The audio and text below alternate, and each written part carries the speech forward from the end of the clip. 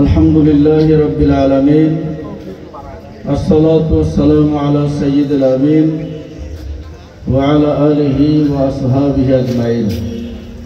أعوذ بالله من الشيطان الرجيم. بسم الله الرحمن الرحيم. وأقيموا الوزن بالقسط ولا تخسروا الميزان. صدق الله العظيم. وعن أبي هريرة رضي الله تعالى عنه أنه قال قال رسول الله صلى الله عليه وسلم يجلهم الله سبعة في جله يوم لا جله واحدا إمام عادل إلى آخر الحديث.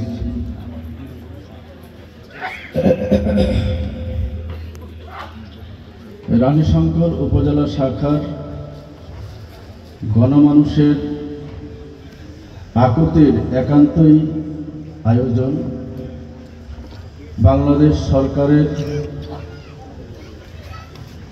সহকারী attorney general ও advocate supreme court আমার একান্ত স্নেহের ছাত্র মুকুল মজুমদার,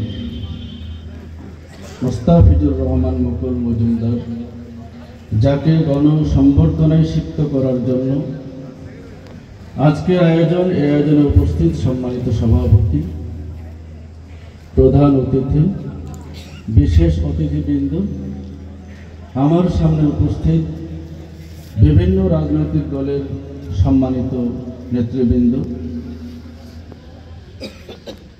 আমার একান্ত শ্রদ্ধাভাজন উপস্থিতি, মহান রব্বুল আলামিনের দরবারে শুকরিয়া আদায় করছি আলহামদুলিল্লাহ, যার অশেষ মেহেরবানিতে অত্যন্ত সুন্দর পরিবেশে একটা গণসংবর্ধনার আয়োজন করা সম্ভব হয়েছে। দরুদ ও সালাম পেশ করছি প্রিয় নবী, প্রিয় নেতা সাইয়্যিদুনা জনাব মুহাম্মদুর রাসূলুল্লাহ সাল্লাল্লাহু আলাইহি ওয়াসাল্লামের প্রতি রূহের মাগফিরাত কামনা করছি সকল শুহাদায়ে কেরামের উদ্দেশ্যে। আমি কুরআনুল কারীমের একটি আয়াত তেলাওয়াত করেছি, যার অর্থ হচ্ছে আল্লাহ রাব্বুল আলামিন ঘোষণা করছেন, হে বিচারক বৃন্দ, তোমরা ন্যায় বিচার কায়েম করো, বিচারের মানদণ্ডে কাউকে ক্ষতিগ্রস্ত করিও না। আরেকটি হাদিসের অল্প অংশ তেলাওয়াত করেছি। এই হাদিসটি অত্যন্ত গুরুত্বপূর্ণ। রাসূলুল্লাহ সাল্লাল্লাহু আলাইহি ওয়াসাল্লাম বলেছেন, 7 শ্রেণীর মানুষকে আরশের ছায়াতলে হাসরের দিন আল্লাহ স্থান দেবেন। তার মধ্যে প্রথম যে শ্রেণীটা সেটা হচ্ছে ন্যায় বিচারক। সম্মানিত উপস্থিতি, আমি রফিকুল ইসলাম আবাদ তাকিয়া কামেল মাদ্রাসার উপাধ্যক্ষ। 2004 সালে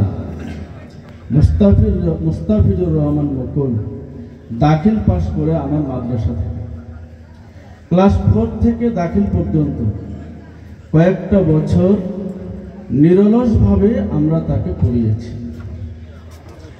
সেই ছোট্ট স্নেহের মুস্তাফিজুর রহমান মুকুল আজকে আমাদের সকলের দোয়ায়, আল্লাহর খাস দয়ায়, বাংলাদেশ সরকারের সহকারী অ্যাটর্নি জেনারেল পদে নিযুক্ত হওয়ার সৌভাগ্য অর্জন করেছেন। এই জন্য আবারও শুকরিয়া আদায় করছি আলহামদুলিল্লাহ। আমরা তার কাছে কিছু চাই না, কয়েকটা বিষয়ে আমার প্রস্তাবনা। প্রথম কথা হলো, তিনি যে জায়গায় গিয়েছেন ন্যায় বিচার যেন নিশ্চিত করতে পারেন। কোনো মানুষ যেন কমপক্ষে তার কাছ থেকে, তিনি যে ফোরামে কাজ করবেন, বিচারের জায়গা থেকে যেন ন্যায় বিচার থেকে বঞ্চিত না হয়। যে সুপ্রিম কোর্টের দরজায় মেইন গেটে এখনো দাঁড়িপাল্লা আঁকা আছে। দাঁড়িপাল্লা হচ্ছে ন্যায় বিচারের প্রতীক, কিন্তু আমরা দেখতে পাচ্ছি ন্যায় বিচারের জায়গায় সেখানে সম্পূর্ণ অবিচার হচ্ছে।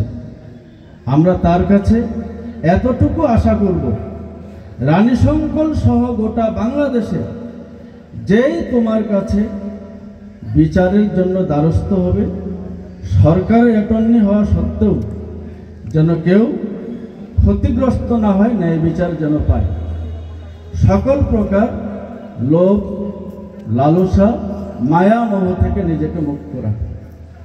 দ্বিতীয় যে কথাটি বলতে চাই, আল্লাহ রাব্বুল আলামিনের আদালতে তোমাকেও তোমার জীবনের হিসাব পেশ করতে হবে।